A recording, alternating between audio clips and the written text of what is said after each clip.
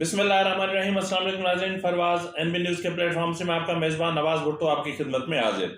नाज़रीन, इस वक्त पाकिस्तान को मुख्तलिफ जो है वो मुश्किलात का सामना है, जहाँ एक तरफ हमारे मशरकी और मगरबी जो बॉर्डर हैं वो गैर महफूज हैं, तो दूसरी तरफ दुश्मन हमारे अंदर यानी दाखिली उमूर में मुदाखलत करने के लिए या हमारे जो दाखिली अमन अमान की मामलात हैं उनमें मुदाखलत करने के लिए बिल्कुल तैयार बैठा है। इसके अलावा हमारे मुल्क के जो सियासी मामलात हैं वो इस नहज तक पहुंच चुके हैं। ऐसा लगता है कि जैसे हमारे मुल्क के सियासतदानों और इस्टेब्लिशमेंट ने कसम खा रखी है कि पाकिस्तान को किसी सूरत अपने पाँव पर खड़े नहीं होने देना। और इसके अलावा नाज़रीन बात करेंगे कि एक और वीडियो और एक ऑडियो लीक हो गई। अभी ऑडियोज जो लीक का सिलसिला है, अब पता नहीं ये कब थमेगा। और इस वक्त शायद मेरे ख्याल में पाकिस्तान में जो सबसे बड़े मसाइल हैं उनमें यही चंद एक मसाइल रह गए हैं। और हैरत होती है मुझे, मैं आज जिस तरह हुकूमत ने ऐलान किया कि जो है वो काबीना को और मुशीर और मामनी ने खुसूस जो इनके हैं जो लश्कर हुकूमत ने भर्ती किया है, पाला है, उनको हिदायत जारी की गई है कि जी पीटीआई के खिलाफ जारहाना पॉलिसी अख्तियार की जाए। क्या कर लेंगे आप? आज मैं कहता हूँ ये हकीकत है, ये फैक्ट है।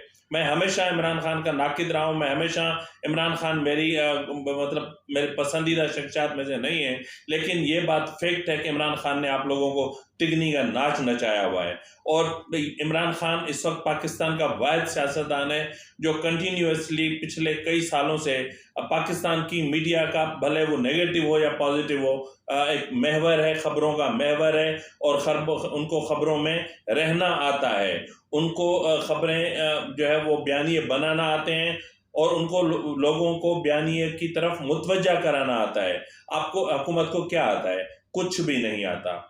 मतलब आप लोग सिर्फ इक़्तिदार के लिए पीडीएम बना और उसी भूख मिटाने के लिए आप लोग इक़्तिदार में आए और आज इक़्तिदार में आके अब फंस चुके हैं कि जान छुड़ाएं तो कैसे छुड़ाएं।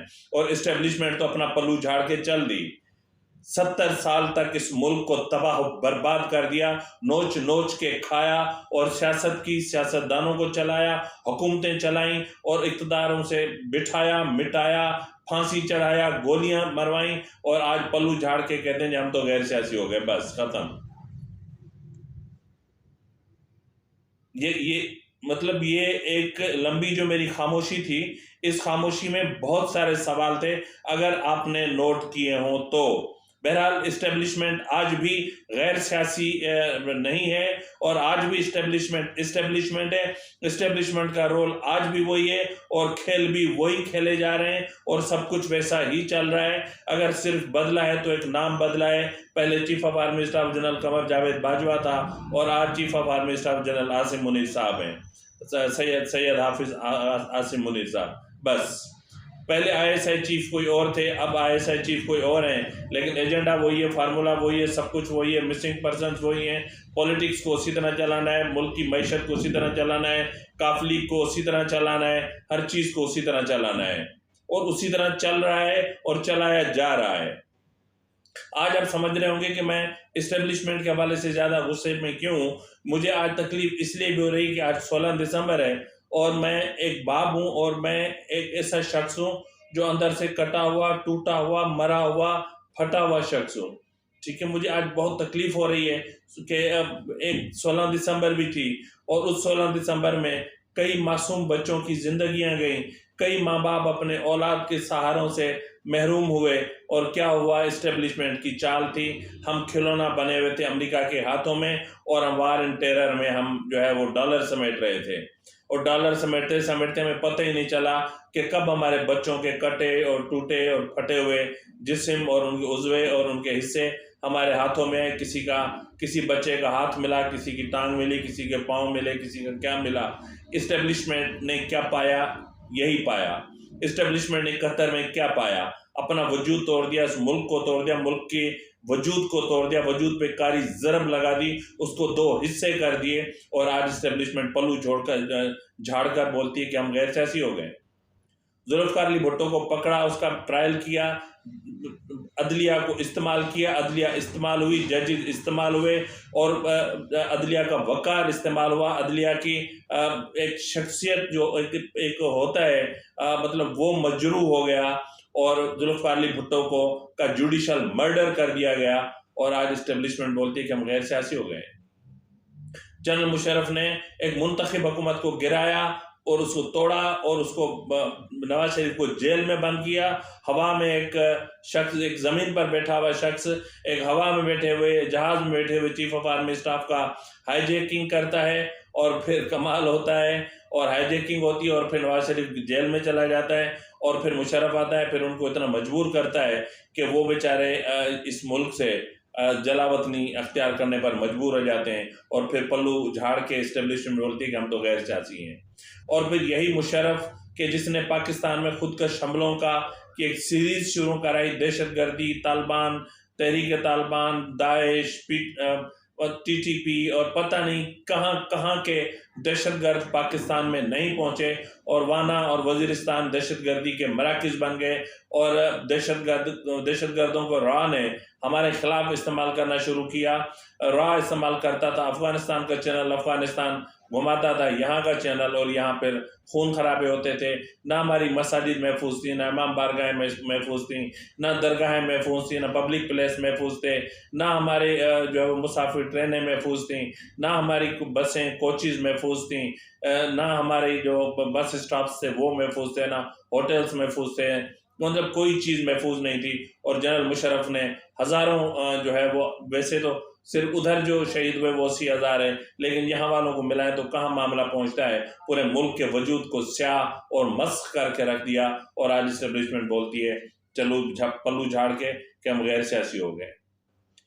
बेनज़ीर भुट्टो आती है, उसको लियाकत बाग बुलाया जाता है, लियाकत बाग पहुँचती है, वहाँ एक वही ड्रामा होता है जिसी तरह जो है वो इब्तदाई तौर पर दिखाने के लिए इमरान खान पर हमला किया गया और असल में जो स्नाइपर से, शूटर से, वो कहाँ थे, कहाँ से फायर हुआ, कहाँ से गोली चली और कहाँ से बेनज़ीर साहबा के सर में लगी और फिर कह दिया नहीं जी वो तो जो था अपना जो लीवर था सनरूफ का, उसका लीवर लगा था सर में, इसलिए शर्म करो। एक निहत्ती औरत को आप लोगों ने लियाकत बाग में मार दिया, कत्ल कर दिया, शहीद कर दिया उसको। एक निहत्ती औरत से आप डरते थे, एक उससे खौफजदा थे, उसकी प्लानिंग से खौफजदा थे, उसकी सियासत से खौफजदा थे, उसके तर्ज सियासत से खौफजदा थे, उसकी जुर्रत और बहादुरी से खौफजदा थे और उसके मारने के बाद पल्लू झाड़ के कहते हो कि हम गैर सियासी हो गए। गैर सियासी होना इसको नहीं कहते हैं। गैर सियासी जिस तरह इंडियन फौज है ना, इस तरह जिस तरह अमेरिकन फौज है, इस तरह जिस तरह दीगर ममालिक की फौज गैर सियासी है ना, इसी तरह गैर सियासी होकर दिखाएं। आप नहीं हो सकते गैर सियासी, इसलिए कि आपको सिविलियंस की बड़ी बड़ी जो पोस्टें होती हैं वो नज़र आती हैं। आप अपने हाजिर सर्विस जो आपके फौजी होते हैं उनको यहाँ सिविलियंस की पोस्टों पे भेज देते हैं, जो आपके आला जो अफसरान रिटायर होते हैं उनको आप यहाँ भेज देते हैं। आपने जिस तरह मैंने पहले भी गिनवाया कि आपने कितनी तो कंपनियां खोली हुई हैं, कितनी तो कंस्ट्रक्शन कंपनियां खोली हुई हैं और कैंटोनमेंट एरियाज़ के अंदर आपने कितने तो अपार्टमेंट्स और कितने तो कारोबार शुरू कर रखे हैं। जो आर्मी बिजनेस करती हो, धंधा करती हो, कारोबार करती हो और फैलकर माल बनाती हो, शादी हाल बनाती हो, सिनेमा हॉल बनाती हो, बहुत माजरत के साथ, बहुत माजरत के साथ अब पल्लू झाड़ के ना कहो कि हम गैर सियासी हो गए। आप गैर सियासी हो ना हो, जो पाकिस्तान का शहर होना था वो हो गया, वो जो होना था वो हो चुका और आज पाकिस्तान का सबसे बड़ा जो मसला है वो इमरान खान का है और इमरान खान के लिए काबीना कह रही है कि जी उसके खिलाफ जो है वो सख्त मौक़िफ़ अख्तियार करो, कोताहियाँ ढूंढो, उसकी कमियाँ ढूंढो। जो उसके ओपिनियन शर्ट केस आपके सामने पड़े हैं वो नज़र नहीं आते, अंधे हो गए हो क्या? आपको फॉरेन फंडिंग केस नज़र नहीं आया, अंधे हो गए हो। इलेक्शन कमीशन ने इतनी सारी फैक्ट फाइंडिंग्स दी, वो सामने नहीं है, अंधे हो गए हो। रावलपिंडी रिंग रोड सामने पड़ा है, अंधे हो गए हो। मालूम जब्बा केस सामने पड़ा हुआ है, अंधे हो गए हो। BRT पिशावर सामने पड़ा है, अंधे हो गए हो। हेलीकॉप्टर केस सामने पड़ा है, अंधे हो गए हो। पंजाब में अरबों रुपए की प्रॉपर्टीज का मामला है, अंधे हो गए हो। अंधे हो गए हो तो बता दो। तोशाखाना केस, अंधे हो गए हो क्या? क्या है? अब इमरान खान के खिलाफ जा रहे हैं ना, पॉलिसी अख्तियार करो, उसकी कोताहियां ढूंढो और उसकी गलतियां ढूंढो और उनको हाईलाइट करो। अरे उनको छोड़ो, बेशर्मो, अपनी अपनी अपनी कारकर्दगी हाईलाइट करो। 8 महीनों में आपने क्या किया? आपने कौन से तीर मारे? कौन सा पाकिस्तान को जमीन से उठा के फलक पे बिठा दिया? क्या किया आपने सवाए इमरान खान को डिफेंड करने के? और इस वक्त भी इमरान खान ने आपकी वजूद को हिला के रखा हुआ है। इस वक्त भी इमरान खान को खबरों में रहना आता है। हिटलर के बाद ये पहला शख्स है जो इतने तवील अरसे तक मीडिया का महवर बना हुआ है, खबरों का महवर बना हुआ है, टॉक शोज का महवर बना हुआ है, जिसको सहाफियों को खरीदना भी आता है, बेचना भी आता है, इस्तेमाल करना भी आता है, टीवी चैनल्स को खरीदना भी आता है, उनके प्राइम टाइम्स खरीदना भी आता है, इस्तेमाल करना भी आता है और चलाना भी आता है। और जो लोग बेकार होते हैं उनको खत्म करवाना भी आता है। आप लोगों को आता क्या है? आप लोगों को तो बस हुकूमत चाहिए थी। पीडीएम को बड़ी जल्दी थी जी, सर जोड़ के बैठते थे वहां पे। कभी जो है वो नून लीग के सेक्रेटरीट में, कभी मौलाना फजल रहमान के घर पे, कभी मौलाना साहब नाराज हो जाते थे, लॉन्ग मार्च क्यों नहीं कर रहे, कभी आसिफ जरदारी नाराज हो जाते थे, तहरीक अदम एतमाद पेश क्यों नहीं कर रहे। सीधी बात करो, एस्टेब्लिशमेंट आपको लेकर आई, आप भी वही टट्टू बन के आए जो टट्टू इमरान खान बना हुआ था। आप भी उन्हीं के टट्टू बन के आए और आप लोगों पर सवारी करके एस्टेब्लिशमेंट ने मतलब मैं यूं कहूंगा कि एस्टेब्लिशमेंट ने अपने टट्टू बदल लिए। पहले इमरान खान था, आज आप हो। रहा सवाल पाकिस्तान का, तो पाकिस्तान का क्या कह सकते हैं? इमरान खान ने क्या नहीं किया? मैंने आपको कह रहा है गिनवाया ना, आप अंधे हो गए हो। अलीम खान की ऑडियो से आपको अंदाजा नहीं हुआ कि किस तरह हीरो का मामला हुआ? क्या आपको मलिक रियाज का पता नहीं है? मलिक रियाज इमरान खान के ताल्लुकात का पता नहीं है? हाँ, नहीं है पता, क्योंकि आपको ये पता है कि मलिक रियाज के आसिफ जरदारी से ताल्लुकात हैं। मलिक रियाज के जो आर्मी में बड़े बड़े जो रैंक्स पर बैठे हुए लोग, उनसे ताल्लुकात हैं। तो भाई पाकिस्तान ऐसे नहीं चलेगा। अब फिर ऐसा लग रहा है कि जैसे हवाओं ने रुख बदला है और ऐसा लग रहा है जिस तरह अफगानिस्तान की तरफ से मुसलसल हमले किए जा रहे हैं, इसी तरह अब लग रहा है कि एक वक्त ऐसा आएगा कि जब आपको उधर अफगानिस्तान के तालिबान इंगेज करेंगे और आप उस तरफ उनसे लड़ रहे होंगे और इस तरफ जो खैबर पख्तूनख्वा में तालिबान और दाइश और ये आप पे इस तरफ से हमला करेंगे। और फिर क्या होगा? ये मंजरनामा बड़ा भयानक होगा और ऐसा होगा, ऐसा लग रहा है होगा। और जब आप इधर इंगेज होंगे तो इधर इंडिया आपके सर पे आके नाचेगा। क्या कहूं? दिल तो कह रहा है बहुत कुछ कहूं, पर मैं नहीं कह रहा, मैं चुप रहता हूं, इसलिए कि मेरे लिए चुप रहना ही बेहतर है। तो बहरहाल एक और ऑडियो लीक हुई है, जिस तरह मैंने उसका पहले भी जिक्र किया। एक ऑडियो सुन लीजिए और इससे पहले के ऑडियो आप आराम से तसल्ली से सुने। और मेरा आज दिल बहुत उदास है, क्योंकि आज आर्मी पब्लिक स्कूल के मामले को लेकर मैं बहुत उदास हूँ और मुझे उन बच्चों की बहुत याद आती है। आखिर मैं भी तो एक बाप हूँ, मैं भी तो एक इंसान हूँ। मेरे सीने में भी एक कटा हुआ ही सही, फटा हुआ ही सही, टूटा हुआ ही सही दिल है। इसी के साथ ही अपने मेजबान नवाज भुट्टो को इजाजत दीजिए। अल्लाह हाफिज। जी सलाम। ये जो तोशा खाने से चीजें आई थी, आपने अनवर को कहा था कि इनकी तस्वीरें खींच के भेजो मुझे? नहीं, मैंने तो नहीं कहा था। तो क्यों खींची थी इसकी तस्वीरें? घर के अंदर जो चीज आती है उसकी तो तस्वीरें नहीं खींचती, जो घर से बाहर जाते हैं उनकी तस्वीरें खींचनी चाहिए। सिर्फ ये था कि मेरे पास आ रही है, उसकी क्यों तस्वीरें खींची जा रही है? नहीं, मैंने नहीं कहा था दीदी, मैंने इनाम ने कहा है और मैंने उसको भेज दी है। नहीं दीदी, बिल्कुल भी नहीं, इस तरह नहीं। आप होल्ड करें जी।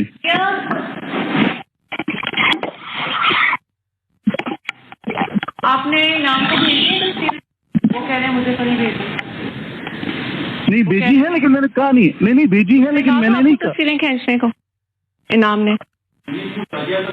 क्या क्या किसने कहा था तस्वीरें खींचने? किसने? क्यों? कौन क्या सबूत? घर के अंदर आने वाली किसी चीज की तस्वीर नहीं खींचते, क्योंकि वो मेरे पास आ रही थी। घर से जो बाहर जाती हैं उनकी खींचनी चाहिए। घर के अंदर जो चीज आ रही है उसकी कौन तस्वीर खींचता है? किस चीज का प्रूफ? क्यों? आपको क्या जरूरत है प्रूफ करने की? आपने मेरे से पूछा है? आपने मेरे से पूछा है? सॉरी जी का क्या मतलब? आप लोगों ने तमाशा बनाया है इस घर को। वो एमएस हम पे ट्रस्ट करके भेज रहे हैं, उसने तस्वीरें नहीं खींची। आप कौन होते हैं तस्वीरें खींचने वाले? और तुम्हें क्यों भेजी है इसने तस्वीरें? बीवी मुझे तो नहीं, मुझे तस्वीरें की ये चीज आई है तो हम अंदर दे रहे हैं। मैंने कहा ठीक है, बस आप बीवी को दे दें, वो जाने उनका काम। क्या तुम लोगों का तुक है? दीदी हम लोगों ने क्या करना है उस पर तस्वीरों की? नहीं क्या करना है? क्या करना है? आज के बाद तुम अब अंदर नहीं आओगे घर के, समझ आइए तुम्हें? ठीक है, ये तस्वीरें लेके वहीं रहो जहां तुम बैठे हो। ठीक है। हाँ जी, मुझे आप हेलो जी सलाम। हाँ जी वालेकुम सलाम। ये जो तोशा खाने से चीजें आई थी, आपने अनवर को कहा था कि इनकी तस्वीरें खींच के भेजो मुझे? नहीं मैंने तो नहीं कहा था। तो क्यों खींची थी इसकी तस्वीरें? घर के अंदर जो चीज आती है उसकी तो तस्वीरें नहीं खींचते, जो घर से बाहर जाते हैं उनकी तस्वीरें खींचनी चाहिए। सिर्फ ये था कि मेरे पास आ रही है, उसकी क्यों तस्वीरें खींची जा रही है?